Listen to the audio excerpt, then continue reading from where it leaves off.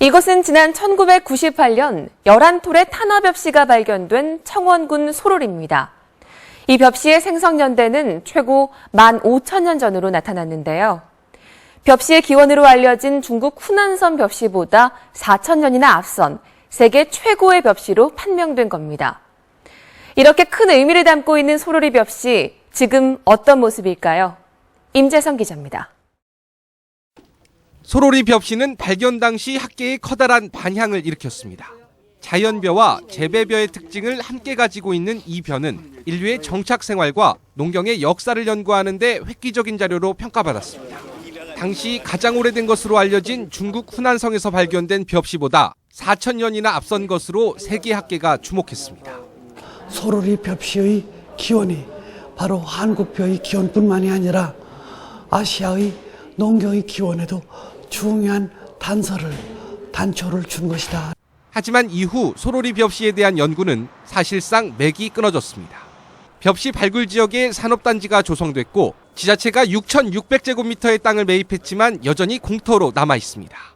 이 벽시 출토지 주위에는 이 보시는 것처럼 산업단지가 조성되면서 이 모두 공장이 들어섰습니다.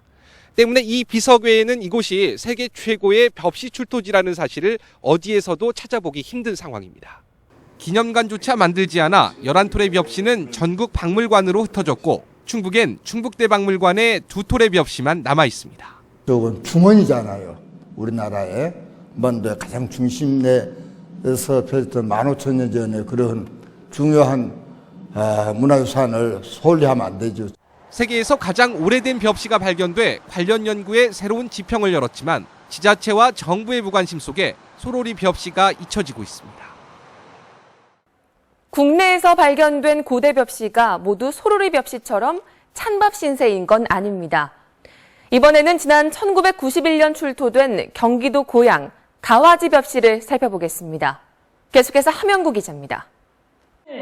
경기도 고양시가 2억 원을 들여 만든 가와지 벽시 박물관입니다. 입구엔 가와지 벽시를 형상화한 대형 벽시 모형이 자리 잡았고 내부엔 벽시 발굴 당시의 생생한 사진과 가와지 벽시 5톨이 전시됐습니다.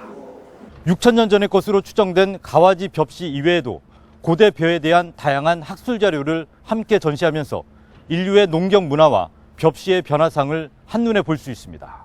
고양시의 가와지 벽시를 대내적으로 널리 알리고 또 이거 관광 자원으로도 활용하고 우리 시민들 이제 지역 정체성도 높이자는 목적으로 인해서 가와지 벽시가 출토된 것은 지난 1991년.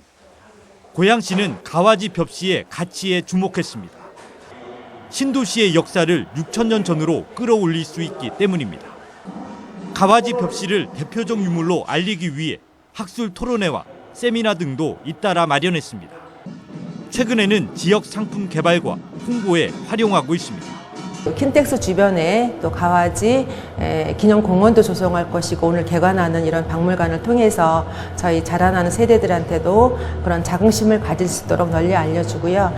벽시 가치를 재확인해 지역의 문화적 상징으로 발전시키는 고양시의 움직임이 전국적으로 주목받고 있습니다. KBS 뉴스 함영구입니다.